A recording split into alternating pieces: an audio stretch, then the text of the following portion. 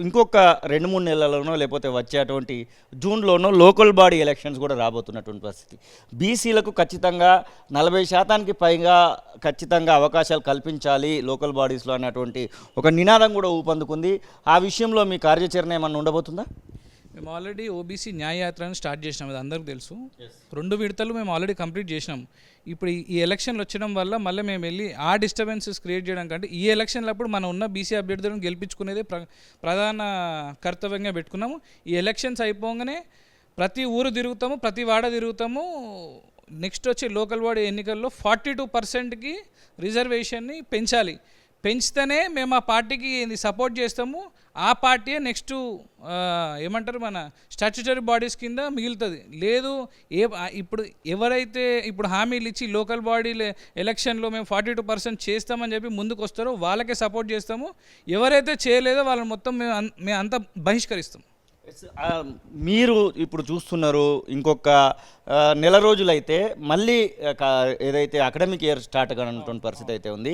ఇప్పుడు కొంతమందికి సంబంధించినటువంటి ఎంసెట్, ఈసెట్, అలాగే మిగిలినటువంటి సెట్లకు సంబంధించినటువంటి కౌన్సిలింగ్ కూడా ప్రారంభం కాబోతుంది. వీళ్ళకి సర్టిఫికెట్లు రావాలంటే మొత్తం కాలేజీల చుట్టూ తిరగాల్సినటువంటి పరిస్థితి. రియంబర్స్మెంట్ రాలేదని కాలేజీల వాళ్ళు మళ్ళీ స్టూడెంట్స్ నుంచి వెళ్ళి డబ్బులు లాక్కుంటున్నటువంటి పరిస్థితి.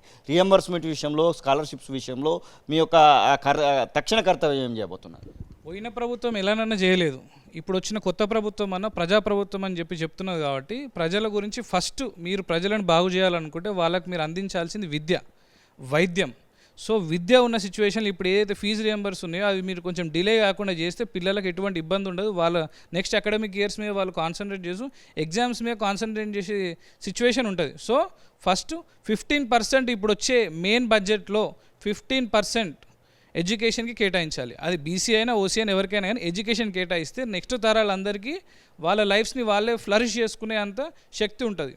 ప్రత్యక్షంగా ఏమైనా పాల్గొనబోతున్నారా? పార్లమెంట్ అభ్యర్థులకు సపోర్టివ్గా మీరు బీసీలకు గెలిపించాలనేటువంటి ఒక కర్తవ్యాన్ని పెట్టుకున్నారు కాబట్టి మీరు కానివ్వండి, మీ సంఘం నుంచి కానివ్వండి, కృష్ణయ్య గారు కానివ్వండి, ప్రత్యక్షంగా బీసీ అభ్యర్థులను గెలిపించేటువంటి బాధ్యత ఏమైనా తీసుకోబోతున్నారు? ఇంకో 10 రోజులు మాత్రమే ప్రచారానికి సమయం మిగిలి ఉంది.